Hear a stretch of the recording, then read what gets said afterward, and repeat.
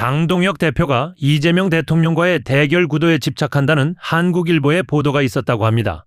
텅 빈 청와대를 향한 기괴한 침묵 행진부터 시세 차익을 노린 은밀한 오피스텔 꼼수 매각 논란까지 극우 음모론에 대거 탑승한 제1야당의 처참한 민낯이 드러났습니다.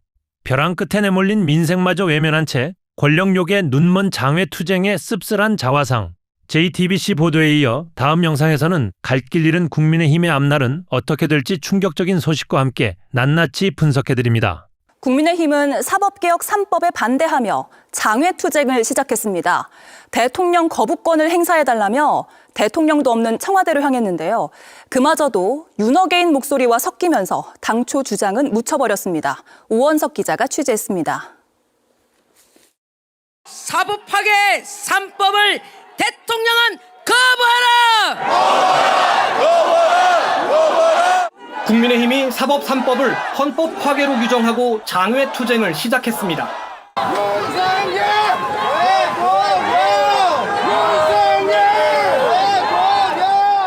출정식에 태극기와 성조기를 들고 모인 사람들, 윤어게인 지지자들입니다. 연단에 오른 장 대표는 윤석열 전 대통령과 자신의 이름을 번갈아 연호하는 이들에게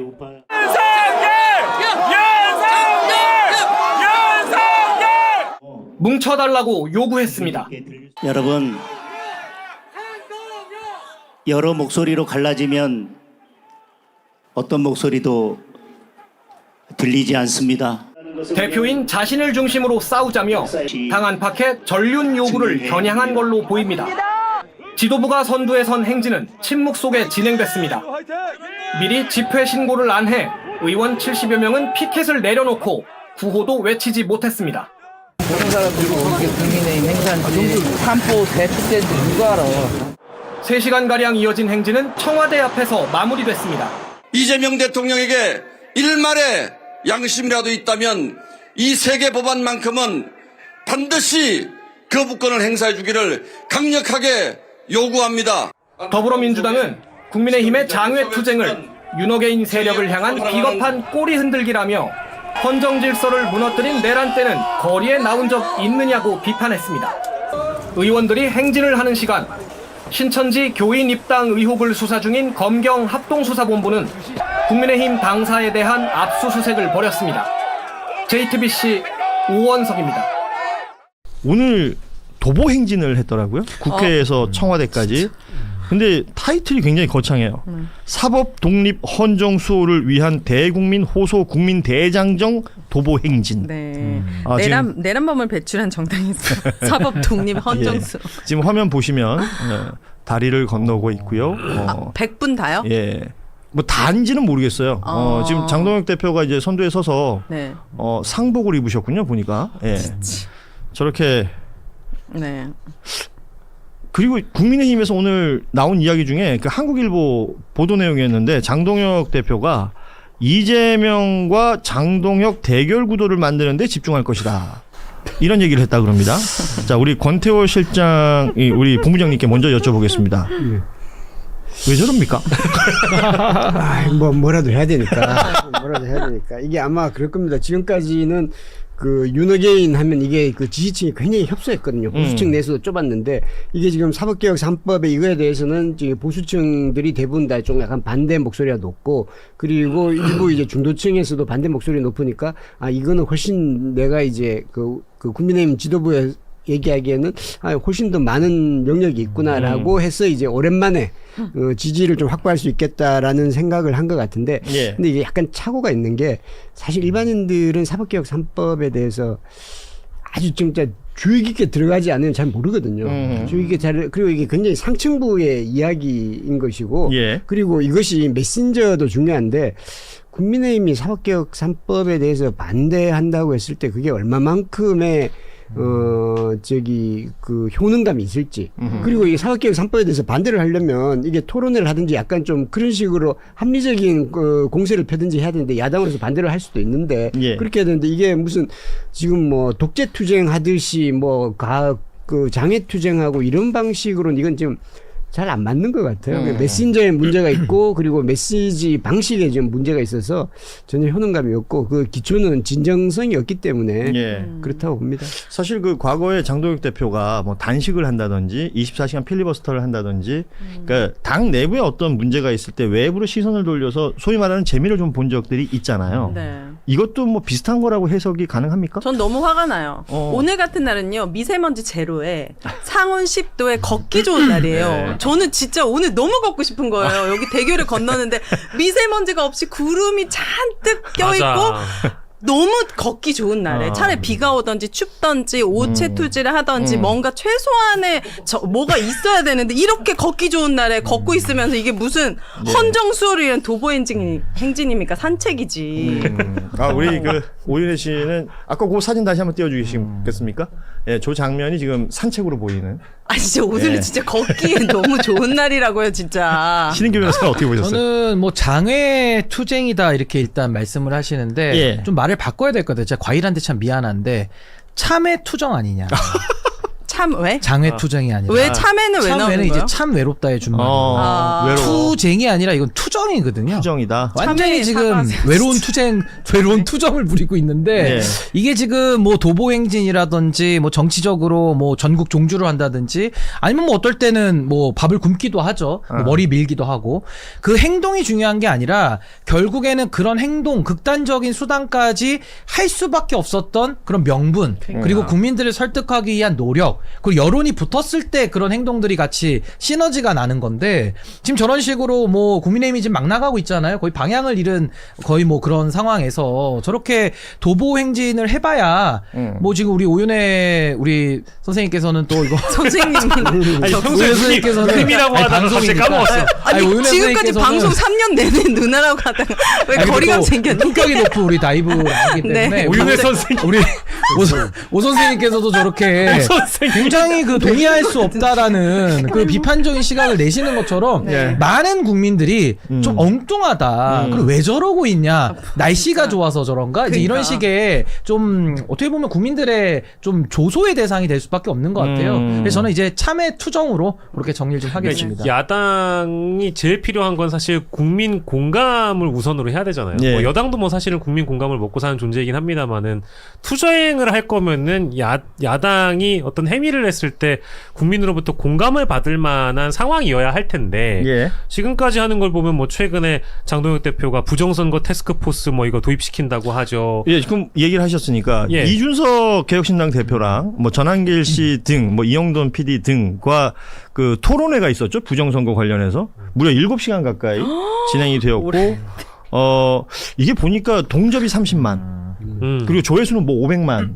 이제 뭐 600만 육박한대요. 이게 뭐 계속 그건 누적이 될 테니까 얘기를 해요. 그 직후에 나온 장동혁 대표의 메시지가 지방선거에서 철저한 감시가 이루어질 수 있도록 당 차원의 TF를 구성하겠다. 그 부정선거 소위 말하는 음모론자들이 이야기하는 그 말하자면 트랙을 타버린 것 같은 느낌이란 말이에요. 국민의힘의 당 대표로서 냈던 메시지입니다.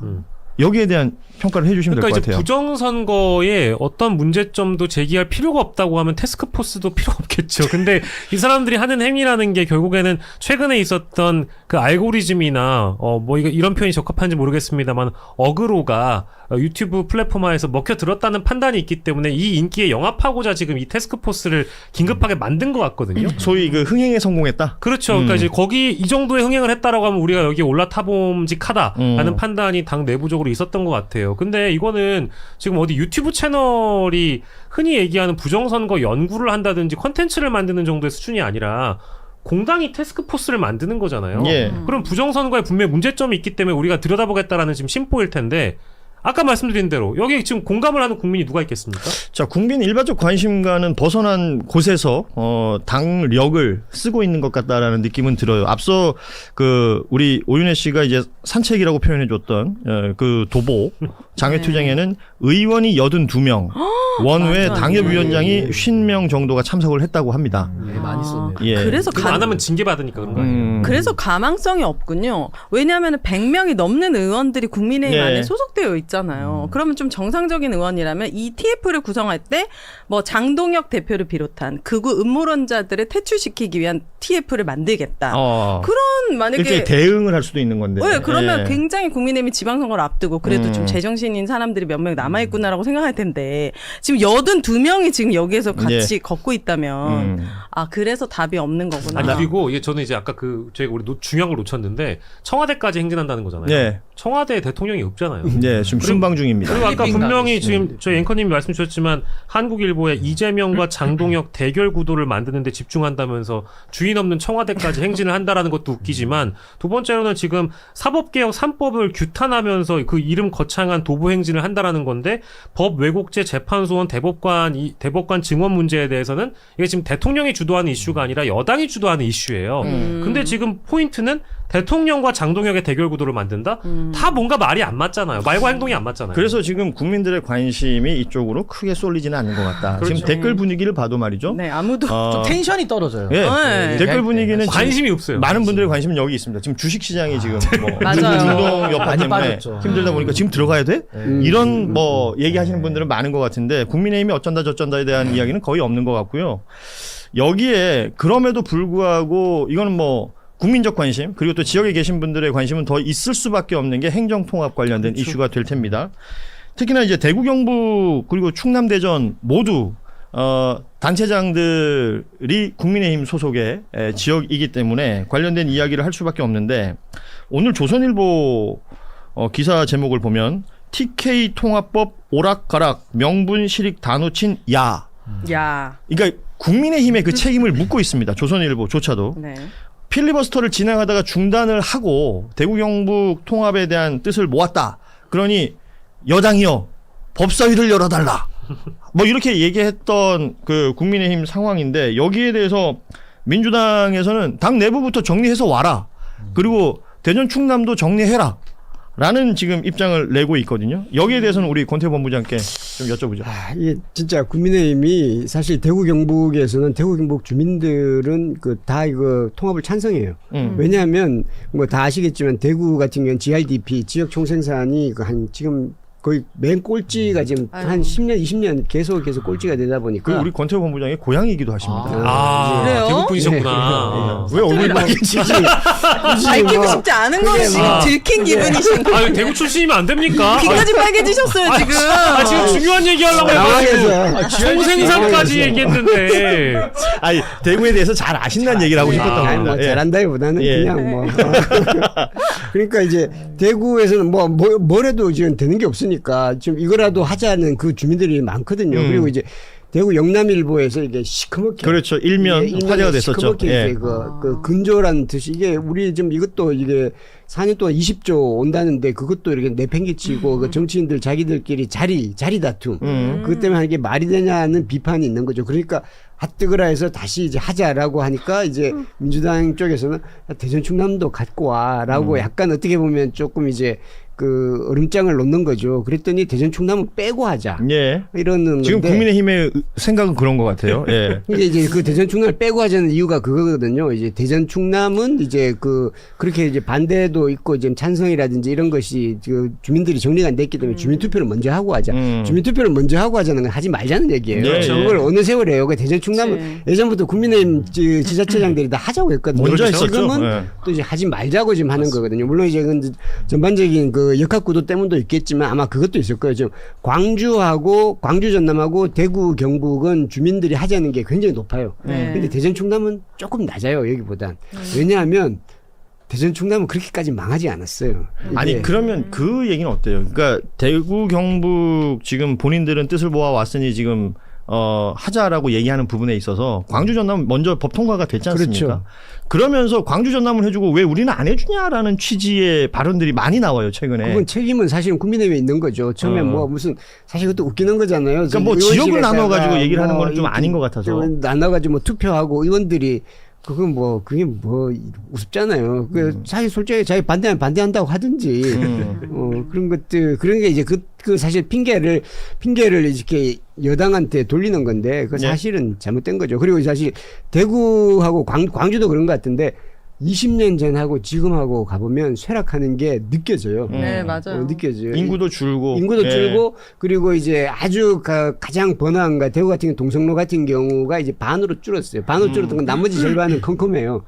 그 폐점한 백화점 앞에서 한동훈 대표가 그래서 거기를 쳐다보고 그렇죠. 있었잖아요. 대구백화점이 폐점한 지 꽤 됐어요.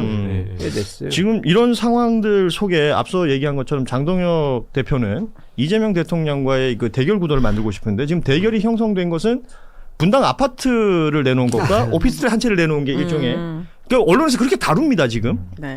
그런데 오피스텔 한 채를 내놓은 것조차도 안 팔린다. 라는 얘기를 하고 있는데 이게 사실 시작된 거는 장동혁 대표가 대통령 팔면 나도 팔게요라는 말을 해가지고 여기에 관심을 갖게 된 거 아니에요. 6채를 가지고 있는 다주택자로 알려져 있는데 다른 곳을 못 파는 이유를 쭉 적어놨어요. 구로에 사는 아파트, 보령에 있는 아파트는 못 판다. 그리고 노모가 계신 곳 못 판다. 장모가 계신 곳 못 판다. 어떻게 봐요? 팔던지 말던지 솔직히 관심도 없어요. 야당 대표라는 사람이 하는 말에 무게감도 없고 행동은 더 가볍고 그러니까 이런 이슈를 다루는 것 자체가 약간 피로하다. 지금 진짜 지방선거를 앞두고 이분들이 정말 망할 결심을 하고 가고 있는 건 아닌가 싶을 정도로 단 하나의 소구 포인트가 없는 것 같아요. 뭔가 국민들을 설득할 수 있을 만한. 지금 국민들은 어디에 관심이 있냐면요. 예. 장동혁 팔든지 말든지 이렇게 알아서 자기 재산 처분하면 될 것 같고 지금 저도 이번에 대구에 한번 또 갔다 왔는데 북콘서트 제가 송영길 대표 갔다 왔는데 거기 대구에 계신 분들하고 좀 이야기 나눠보면 읍면 같은 데 있잖아요. 조금 이제 대구에서 좀 시골로 가면 외곽으로 가면 병원도 없고 약국이 없는 거예요. 그러니까 약국이 없으니까 진짜 급할 때 어디 병원도 진짜 가기가 너무 어려워지는 이런 지방 소멸에 아주 극단적으로 제가 그냥 있는 걸 그대로 말씀드리는 겁니다. 이렇게 되면 지방에는 더 사람이 살 수가 없죠. 그러니까 이분들 다 어디로 옵니까? 다 수도권으로 오는 거예요. 그러면 수도권은 지금도 이제는 도시 경쟁력으로 치면은 이제는 그 역진 현상이 일어나서 지금은 뭐 환경오염이라든지 교통체증이라든지 부동산 값이라든지 이제는 서울의 경쟁력이 약화되고 있잖아요. 그러니까 전 이 사안을 보면서 너무 안타까운 게 지방에서 오히려 더 그 의원들 해달라고 매달려도 이게 지금 오히려 그게 또 자연스러운 건데 오히려 중앙에서는 해주겠다고 하는데 지방에서 지금 반대를 하는 이런 형국으로 지금 의원들이 하고 있는 거 아닙니까? 저는 가장 안타까운 게 대한민국에 이건 골든타임이 있는 문제예요. 출산율과 관련해서. 그렇죠. 이 골든타임이 째깍째깍 돌아가서 이번에 또 발목 잡기 식으로 가가지고 또 4년이 지연된다? 그럼 대한민국은 정말 어떻게 하라는 얘기입니까? 저는 너무 무책임하고 그 지역에 계신 분들도 피해자고 이거 정말 국민 전체를 볼모 잡는 거 아니고서야 절대 이렇게 나올 수가 없는 건데 전 국민들께서 정말 이번이야말로 저는 이런 정치인들은 속아내고 전 심판을 반드시 해야 된다고 봅니다. 그 지방선거 그 앞두고 나서 이제 그 여당 입장에서는 사실 그 대통령이 1주택자에서 이제 무주택자가 된 요 상황이 지난주 금요일에 집을 내놓은 상황은 정말 뭐라고 해야 될까? 너무 반가운 소식일 거예요. 그러니까 이제 여당 나름대로 지금 여당의 정치를 하고 있지만 사실 대통령의 정치에 비하자면 더불어민주당의 정치가 뭐랄까 좀 국민 공감도가 좀 떨어진다거나 아니면 국내에 논란이 될 지점들을 많이 던져줬던 정치를 그간 또 했던 측면이 있기 때문에 사실 대통령의 지지자들이 여당에게 대통령을 잘 보좌하고 국정 운영을 잘 보조하라고 표를 줄 가능성이 높은 지방선거잖아요. 근데 그런 상황에서 집까지 좀 내던지시면서 부동산 정책에 대한 어떤 정책 의지를 보여주셨기 때문에 여당을 지지할 사람들이 많아질 것이고 또 야당 같은 경우에는 지금 전혀 견제 세력이 되지 못하고 대안 세력이 되지 못하고 있는 게 그 구도적 측면에서 대통령과 대립 구도를 만들겠다라고 했는데 대통령은 지금 약속을 지키는 사람의 이미지를 굳혀져 가고 있고 장동혁은 지금 집 판다고 했는데 집 못 팔고 있잖아요. 그럼 약속 따위는 안 지키는 사람이 되는 거고 대통령은 지금 저희가 뒤에 다루겠습니다만은 그 이병태 교수라든지 박용진 의원 같은 분을 이제 위원장 자리를 주면서 인사로 말을 하고 있잖아요. 중도 통합 실용 노선을 보여주고 있는데 장동혁의 정치라는 건 극우 극단주의의 부정선거 망상론자들의 집단이 되어가고 있기 때문에 지방선거에서 이 선명하게 지금 구도가 나눠져서 여당이 오히려 지금 한바구음 짚고 있는 상황이 되었다라고 봐야 될 것 같아요. 대통령 집 관련해 가지고는 사실은 대통령의 그 집은 98년도에 사서 지금 파는 거기 때문에 사실 여기서 아이들 다 키웠고 여기서 성남시장 서울시장 경기지사가 대통령까지 댕기기 때문에 그 집에 그 금액관 따질 수 없는 가치가 있죠. 소중한 걸 겁니다. 그러나 네. 대통령으로서 물러나올 때는 그 아파트는 어차피 못 살 겁니다. 왜냐하면 이 경호 문제가 있기 때문에 아파트에서 살기는 힘들 거거든요. 그래서 어차피 팔 거 조금 일찍 판 셈이기는 해요. 그러나 이제 대통령이 이걸 팔므로 있어 사람들이 뭘 생각하냐면 이건 부동산을 확실히 잡겠다는 메시지죠. 강한 의지가 있구나라고 했기 때문에 강하게 이제 사람들이 소구할 수 있는 거고 아마 지방선거에서 국민의힘은 아차 싶었을 거고 이거 망했다라고 생각했을 겁니다. 그리고 이거는 사실은 제가 확인되지 않은 것에서 제가 말씀드린 조금 조심스럽긴 한데 그런 얘기가 좋아요. 저는. 그래요? 이 장동혁 대표 너무 짜친 얘기라서 여의도 오피스텔이 이게 지금 여의도 아크로폴리스라고 국회 바로 맞은편에 있는 거예요. 16평형이에요. 그래 비싸지도 않아요. 본인이 진짜 열심히 하셨네. 아니 취재까지 아니고 막 1억 7,500만 원에 매입했다고 신고를 한 거예요. 근데 내놨는데 안 팔립니다. 2억에 내놨다는 거 아니에요? 싸게 내놓으면 왜 안 팔립니까? 근데 이게 제가 네이버 부동산에 들어봤어요. 지금 매물이 3개가 있어요. 매물이 3개가 있는데 3월 3일 날 내놓은 게 2개가 있어요. 1억 9천에 내놨어요. 아이고. 그 와중에 또 남기려고. 그게 지금 현 시세대로 내놓은 거예요. 지금 3개가 매물 3개가 1억 8,500 하나, 1억 9천 2개. 근데 3월 3일 날 내놓은 게 1억 9천이라서 아마 그 1억 9천 2개 중에 하나가 장동혁 대표가 내놓은 게 아닐까라는 추정이 들어요. 지금까지 이건 최고치로 내놓은 거예요. 그거 안 팔리죠. 그러니까 대통령은 물론 이제 네이버 부동산 안 내놨을 수도 있겠습니다만 네이버 부동산이 아니라 부동산에만 내놨을 수도 있겠습니다만은 이제 뭐 확인되지는 않았으나 지금 뭐 2억에 나왔다, 뭐 내놨다, 뭐 이런 얘기도 있고 확인되지 않은 얘기들이 있습니다. 근데 대부분 그 얘기랑 비슷한 얘기 반응들이 나오는 것 같아요. 더 싸게 내놓으면 나가지 않겠느냐. 1.5억에 내놓으면 안 팔립니까? 뭐 팔리죠? 그런 얘기들이 나오는 것도 장동혁 대표가 여기에 관련된 어떤 뭐 집중력이 있다면 그런 시도를 할 텐데.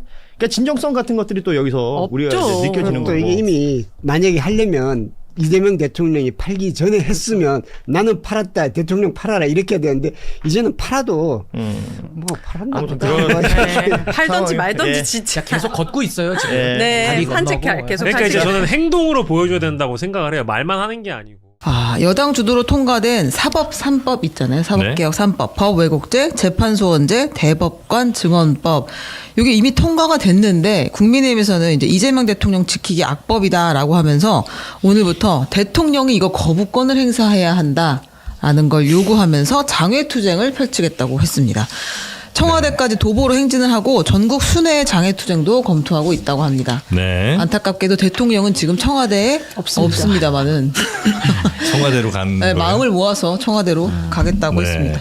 그러니까 다른 좀 이슈들이 없는, 그러니까 국민의힘이 다른 이슈도 없는 상황에서 여기에 이제 만약에 집중을 했다고 하면 뭐 충분히 뭐 토론해볼 만한 주제이긴 할 것 같은데 지금 뭐 국민의힘 당 상황이 전혀 이런 이야기를 할 만한 상황은 좀 아닌 것 같긴 한데 우리 김종혁 전 최고께서는 당 상황을 어떻게 좀 보고 계시는지.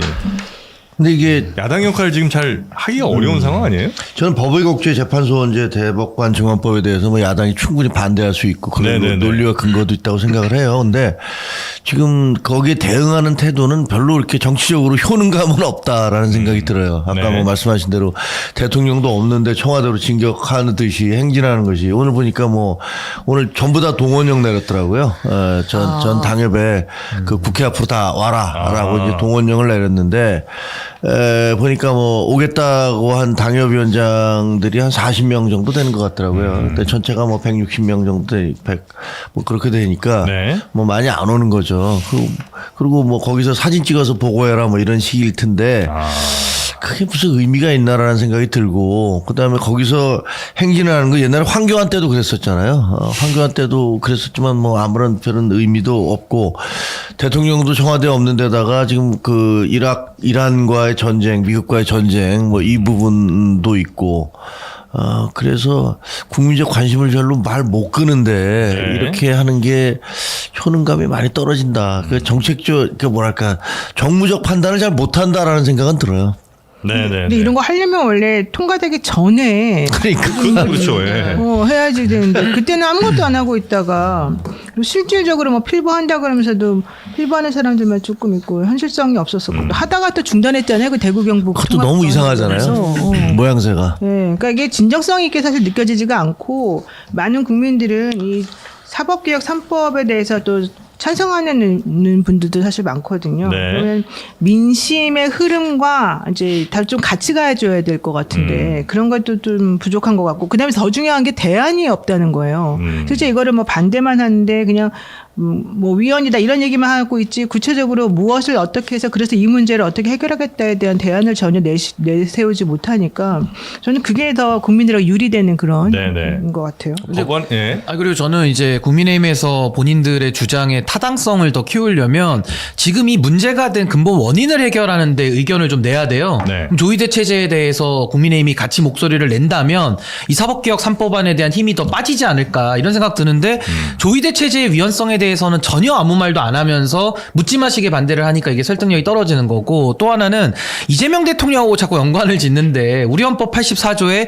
대통령에 대한 재판은 중단되게 돼 있습니다. 그렇기 때문에 이거를 가지고 이재명 대통령과 엮는 것도 별로 설득력이 또 없고 그리고 지금 대한민국의 헌법을 자세히 보시면 3심제가 규정되어 있지 않습니다. 그리고 대법관의 숫자도 나와 있지 않아요. 우리 헌법 102조 3항에 보면 법원의 조직에 대해서는 법률로 정하도록 국회가 정하도록 입법 재량으로 해놨기 때문에 전 여기에 대해서 좀 더 합리적인 반박 차라리 필리버스터를 한다든지 뭔가 말로써 하는 것이 더 맞지 그냥 도보행진하면서 청와대까지 걷는다고 이게 무슨 효과가 있을까 전 유효한 수단이 되지 않는다고 봅니다. 필리버스터는 했어요. 아니 한 번 더 할 수도 있잖아요. 뭐 여러 가지 하다가 중단했어요. 변협에서도 했던 거 있어요. 뭐 시민 참여 필리버스터 이런 게 만들어서 어떤 말로써 논리로서 싸워야지 이걸 가지고 그냥 걷는다고 해서 뭐가 달라지겠습니까? 그러니까 법안에 대해서 토론해야 될 그 시점에는 계속 당내 사람들 쳐내는 데만 집중하다가 이제 다 뭐 통과되니까 갑자기 뭐 안 된다고 하면 뭐 무슨 대통령한테 거부권을 행사하라고 하는 이거는 좀 그러니까 메신저에 대한 신뢰가 없으면 메시지 자체가 영향력을 못 갖게 되잖아요. 그러니까 저는 뭐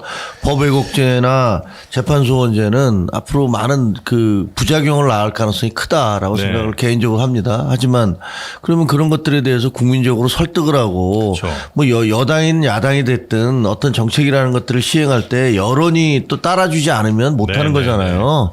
근데 그런 부분들에 대해서 뭐 지금은 국민의힘에서 무슨 얘기를 하든 간에 좀 듣다가 야 니네는 그보다 훨씬 더한 짓 하잖아. 너희는 뭐 윤어게인 하자며 뭐 이렇게 얘기하면 그다음부터는 할 말이 없죠. 모든 논의에서 할 말을 사라져버리는 거예요.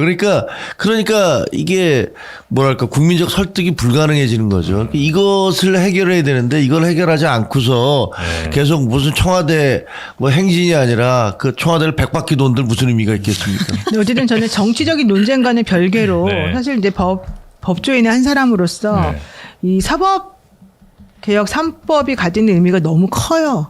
이게 사실은 그동안에 우리 이제 검찰 개혁에 대한 얘기는 많은 국민들이 계속 해왔는데 사법 개혁에 대한 논의는 그렇게까지 크지는 않았었는데 이게 이렇게 전격적으로 세 개의 법이 통과가 되면서 사실은 구조적으로 모든 걸 다 바꾸는 셈이 됐거든요.